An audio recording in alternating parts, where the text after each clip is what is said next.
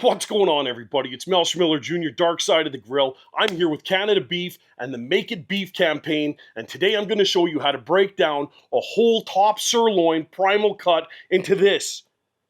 Bang! We got picanha. On the skewer, we got a beautiful sirloin roast. We got skewers, baby. We got gigantic steaks. All of this from one cut. We're making the most of our beef dollars today, ladies and gentlemen, and we're feeding our family that goodness from beef. How can you say no to that? You got zinc, you got iron, you got protein, you got B12. Ladies and gents, let's feed our family something fantastic at a fraction of the price today. Let's get into it. All right, first things first, we're going to want to get this guy out of the bag. Just nice, easy cut. We don't want to slash into it. There's always a little bit of sulfur that you're going to smell when you open these big primal cuts up because of the vacuum seal, right? These things have been cryovac for at least a couple weeks sitting there on the shelf. Don't worry about that. We're going to pull her out and pat her down.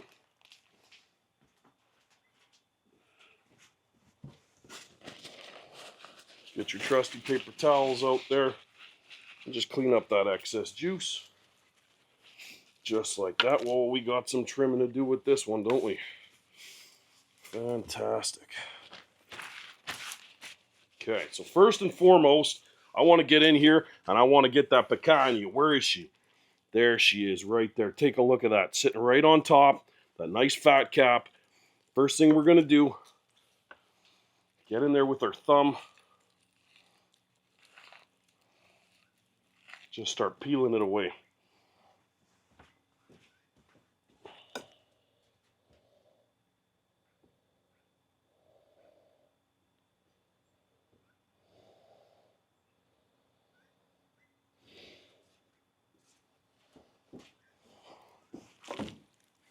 We're going to get in there with our thumb, our four fingers, and just start peeling it away, right? Wherever we can do this without a knife, it's fantastic. And then we get to that point there, right into that fat, and just open it up just a little bit.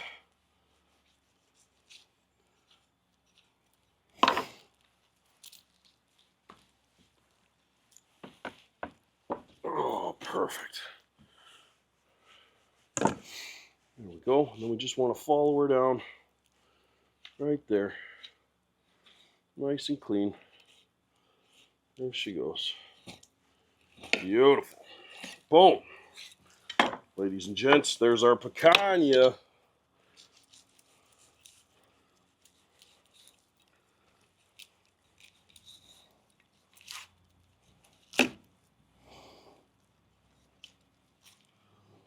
Just like that. Isn't that gorgeous? Absolutely gorgeous. We're going to leave that fat cap on there. We want nothing thicker than 3/8 of an inch. And this is 1/4 inch, so we're fine there. I'm okay with that. Next up, we're going to start carving off that silver skin. This silver skin does not render out. We do not like silver skin. Also, we got this little groove of fat here, which I'm not in love with, so we're going to get rid of that. Chase that back just a little bit. There we go. Now we're going to get into that silver skin, shall we?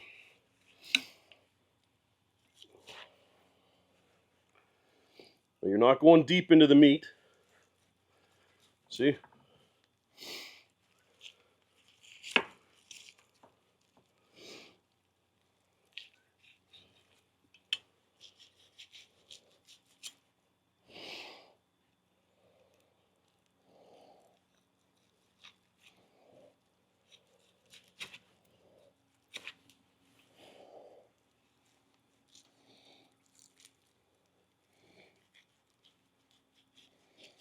There we go.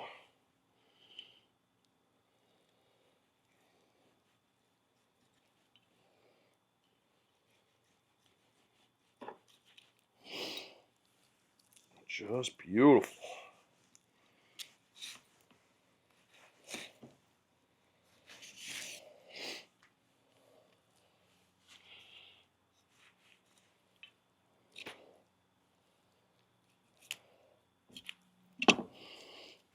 Absolutely gorgeous. Now take a look at that. There we go. We can square off just a little bit more in the back here. And there is our picanha, ladies and gentlemen. We're going to put this to the side. We're going to start working on the rest of it now.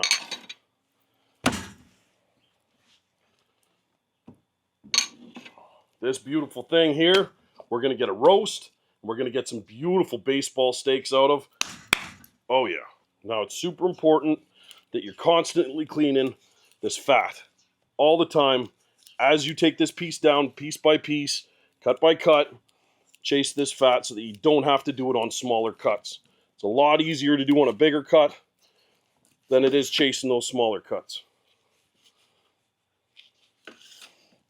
And be gentle, right? We're not looking to get rid of the beef. We're just looking to get rid of the fat. Nice and easy. There we go. Same deal with the silver skin. Always trimming up that silver skin.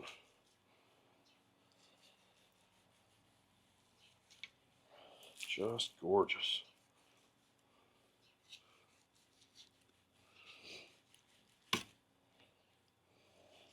Obviously, anytime you're approaching these big cuts, sharp knives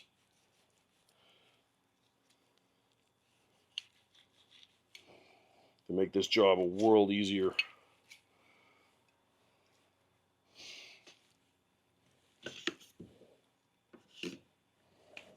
See? Just like that. Boom.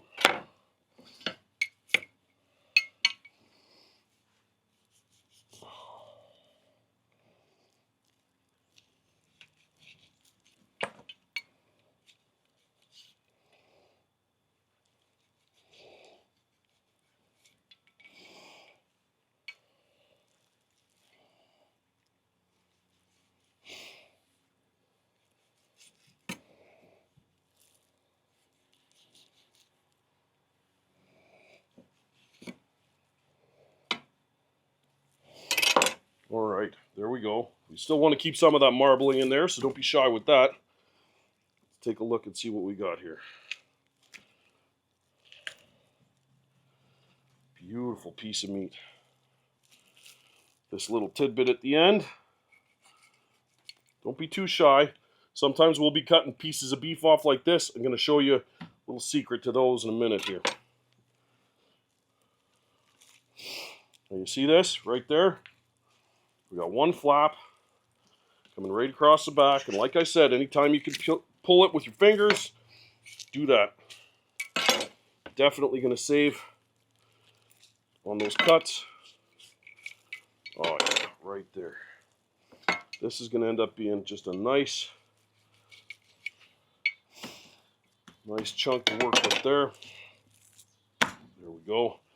And now we're going to take a look at the grains, see which way the grains are running. We're going to pick our side for the roast. That's this guy right here. See him? Sitting in there? That's going to be perfect. So there we go. There's a line right in that muscle there, which we're going to chase. Yep. Right there. Right there. Beautiful. Couple more pieces of gristle on that. Now we can clean up the ends because we're going to save these beef pieces. I'll show you. Clean up the ends. Bada boom, bada bing. Here's our top sirloin roast right there. I'm going to put her to the side. We're going to truss this up. We're going to set her. Going to be absolutely awesome. Now take a look at this piece. This is our steaks. Another thing you could do with this roast if you wanted to, you cut 3 big steaks out of there. That'll be your baseball steaks. But this, trust me, this for a roast is going to be fantastic. We can get some nice thick steaks out of here. Okay, now we're going to chase the grain. Again, you see the grain, we're going to cut across the grain, get some of these beautiful steaks out of here. And I want to see thick steaks with these. Beautiful top sirloin steaks, and these are mel-sized steaks, baby. Look at that. Absolutely beautiful.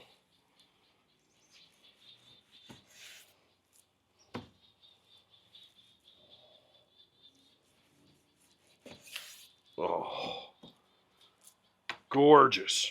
Gorgeous steaks right there. Now, you were asking me before, Mel, we got these pieces of beef, and I definitely don't want to waste them. What can we do with them? Just a little trim in here.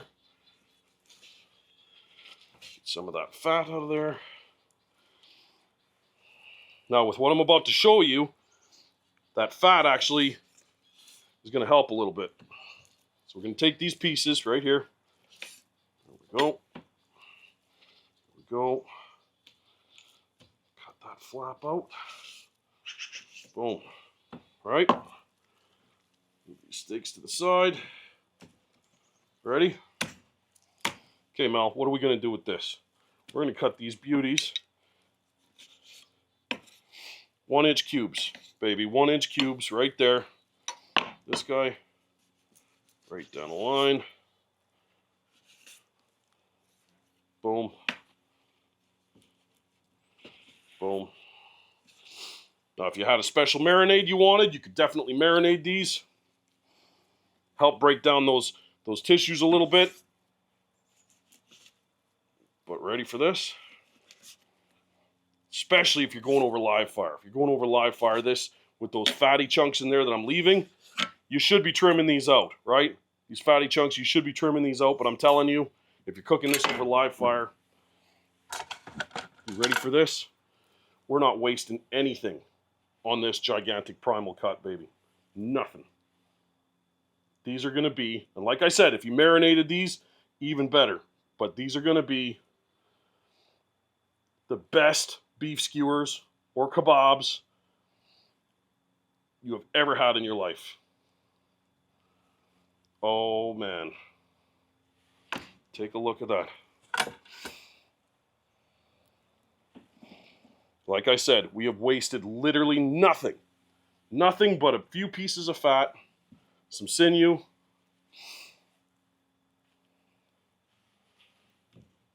Absolutely beautiful. Right there. And why not? Now, before we jump into picanha land, let's truss up this roast just real quick. Some butcher's twine. The whole point of this, trussing roasts, trussing steaks, is to keep their shape, keep that moisture inside of there while they cook so that you get the most tender beef for your buck.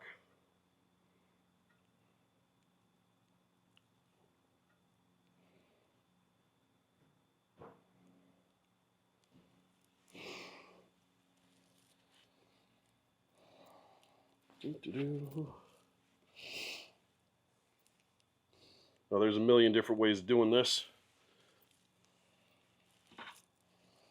I prefer just a simple over and under. Bada boom, bada bing.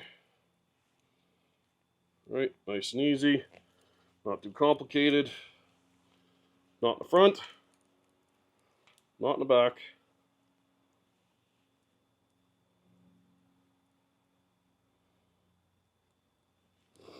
And away we go. Now, if you were going to vacuum seal this for the freezer, it's absolutely deadly. If not, you're going to be eating some beef because look at how much we got off of this.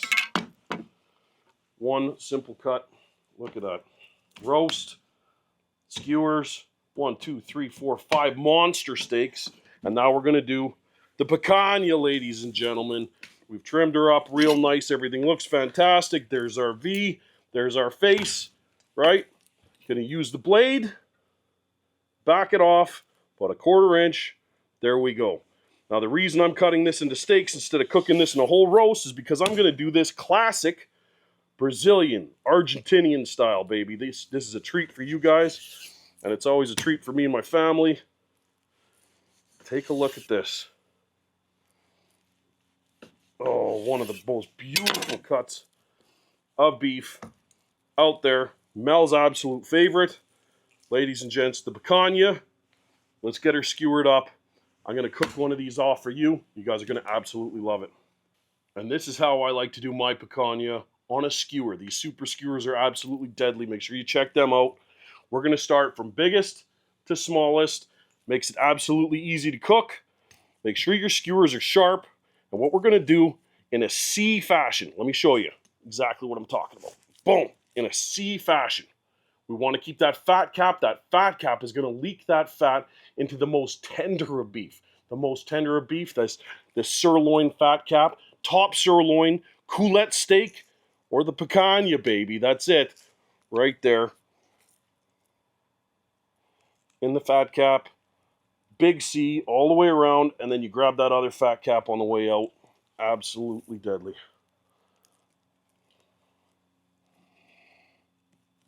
I've been to Brazil, and I've cooked head chefs in Brazil. This cut of beef, they call me the picanha king of the north because of this cut. I've cooked it all around the world, and ladies and gentlemen, this is no exception for Canada Beef, the Make It Beef campaign right here, ladies and gents, the picanha. Should we throw this bad boy over the live fire? What do you think? I think so. Let's get it. All right, now we downsize this a little bit with the skewer because we're going to throw it on the big green egg. We're going to throw it on indirect at about 300 degrees until she gets an internal temperature of about 115, and then we're going to rocket it over the live fire. Easy peasy, baby, just like that. Let's see what we do. Here we are. It's been about 10 minutes. Quick check. There we go. That beautiful picanha. She's coming along. She's coming along. There we go. And this is what I mean. Indirect. Got that plate setter in there, and then there's a direct, and that's where we're going to finish it off. Oh, that sear is going to be crazy. I cannot wait. I'll give her another 15 minutes and we'll temper.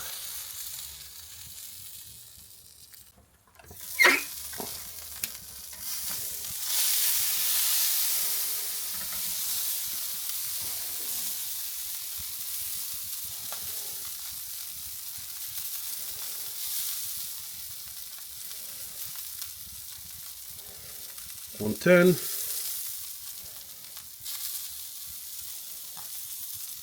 $112. We're close. We're real close. Gonna let her go on this side for about a minute, and then we're gonna get ready to rocket her over.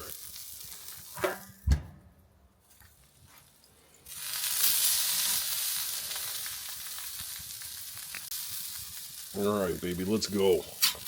120. Let's get that sear happening. This is going to be just beautiful. Look at that. Get you right in there.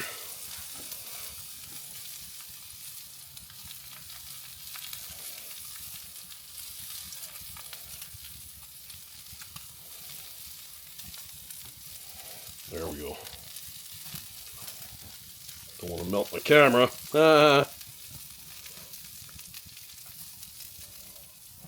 Perfect.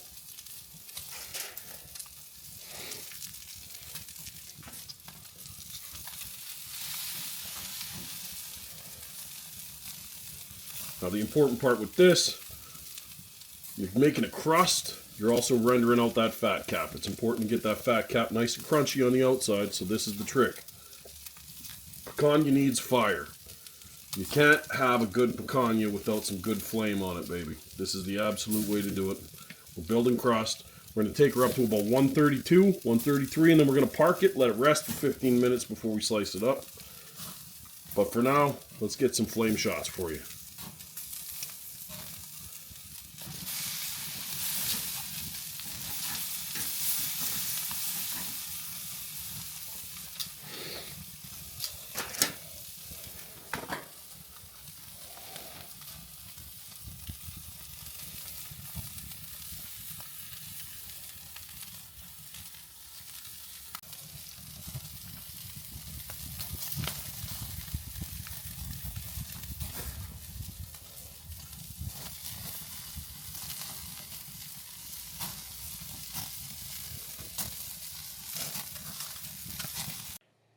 And here we are, that perfectly cooked picanha right off the big green egg. Let's take a look at this. Absolutely incredible. Look at that. Oh, baby. Beautiful. Red, medium rare. We pulled her off, rated 135. Loving it. Just loving it. Oh. Should we see how she tastes? Look at that. Look at that. And this is how they do it proper, gaucho style. I absolutely love it. Oh, this Canada beef. So here we go. We cut up that sirloin tip. We saved a ton of money on beef. We're feeding our family absolutely perfect proteins. That zip method, zinc, iron, protein. This is way better than empty calories. We're saving a few dollars on our beef. And guess what? We're getting closer to our family with higher quality meat.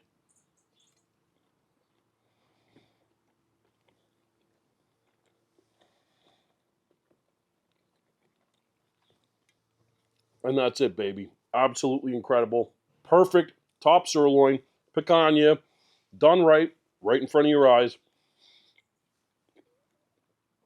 Like, follow, hit me in the comments, do all the things, hit the bells. This is it, baby. Incredible. Thanks for following along. Till next time.